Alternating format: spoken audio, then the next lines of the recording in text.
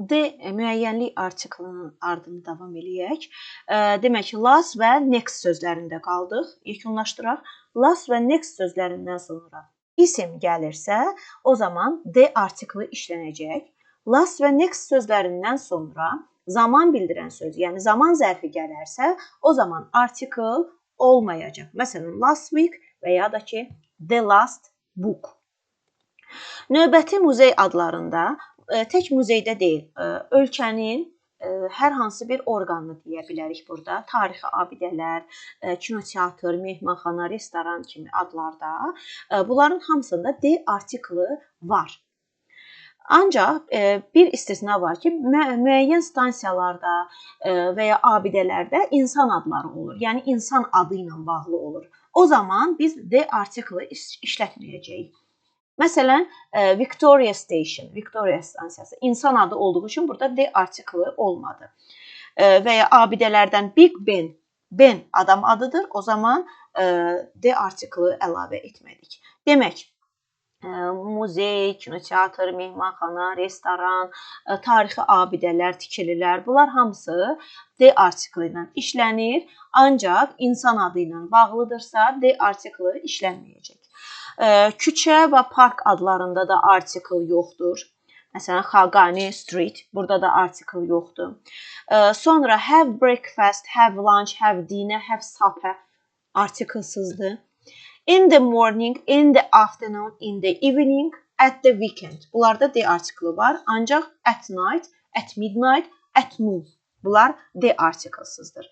Məktəb, universitet, kollec, xəstəxana kimi yerlərdə D artiklı işlənməyəcək.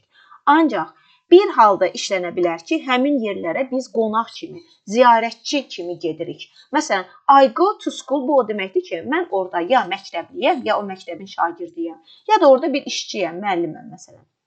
O zaman I go to school olacaq.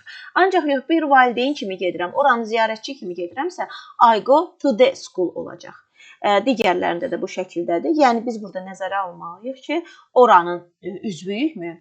Oranın işçisiyimi, yəni davamlı gedən bir insanıq mı, yoxsa ziyarətçi kimi, qonaq kimi gedirik ora. Bed sözündə, bed əgər çarpayı mənasını bildirirsə, o zaman D artiklı olacaq. Sit on the bed, çarpayıda oturmaq. Artıq çarpayı mənasını bildirdiyi üçün D artiklı işləndi. Ancaq yatmaq mənasını bildirəndə I go to bed, mən yatmağa gedirəm, yəni yatıram. Burada çarpayı mənasını bildirmir, yatmaq mənasını bildirir. O zaman D artiklı işlənməyəcək. TV, watch TV olacaq. Televizoru izləmək. Kanal mənasında deyirəm. Yəni, əgər kanala baxırıq və televizoru izləyiriksə, watch TV olacaq.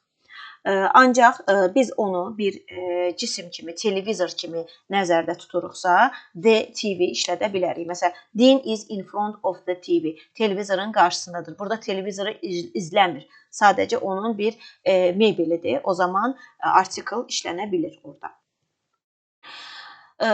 Hava limanı, aeroport bunlarda da eyni misaldır. Məsələn, Victoria Station, London Zoo burada adla bağlı olduğu üçün artikl işlənmədi. Materiklər, qitələr, bunlar da ölkə adları tipdədir. Yəni, əgər ondan sonra kontinent sözü işlənirsə, D artiklı var. Əgər işlənmirsə, tək materikin adını deyiriksə və ya qitənin adını deyiriksə, D artiklı işlənməyəcək. Daha sonra biz demişdik ki, sayılmayan isimlərin qarşısında EN artiklı işlənməyəcək. Ancaq bəzi sayılmayan isimlərimiz var ki, onlar istisna təşkil edirlər. Onların qarşısında EN artiklı işlənə bilir. Ancaq o halda işlənə bilir ki, həmin isimlərin qarşısında təyin edici olsun. Yəni, hansı sualına cavab verən bir söz olsun. Necə sualına cavab verən bir söz olsun. Məsələn, life, knowledge, childhood, education tipli sözlərimiz sayılmayandır. Ancaq misala baxaq. Misalda həmin sözün qarşısında təyin edici var. O zaman biz artikl əlavə edərik. Məsələn, edib, knowledge, dərin, bilik. Knowledge sözünü tək işlətsək, artiklsız olmalıdır. Çünki sayılmayan isimdir. Ancaq qarşısında deep sözü var, dərin. Artıq necə bilik? Dərin bilik sifəti var qarşısında. O zaman biz E artiklını bura əlavə edə bilirik. Və ya education, təhsil. tək işlənəcək. Artiklesız, çünki sayılmayandır. Amma a compulsory education, məcburi, icbari təhsil deyirik. Hansı təhsil? İcbari. O zaman a compulsory education işlədə bilirik. Və bu qayda yalnız bu sözlərə, bu ya sayılmayan isimlərə aiddir.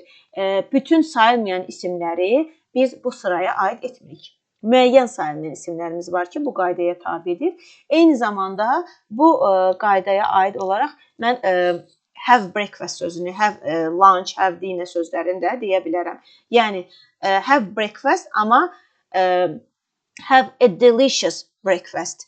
Have breakfast səhər yeməyi etmək, ancaq dadlı sözü orada gəldiyi üçün necə səhər yeməyi, dadlı səhər yeməyi, bu halda mən a artiklını işlədə bilirəm. Have a delicious breakfast şəklində işlədirik.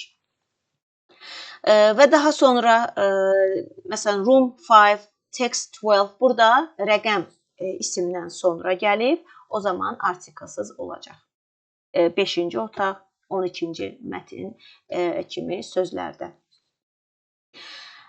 Və bu axırıncı notumuzu da biz demişdik. Yəni şəhər, ölkə adlarını tək işlədiriksə, onlarda artikl olmayacaq, ancaq onların rəsmi adıdırsa, o zaman biz orada artikl işlədəcəyik. Bu qədər.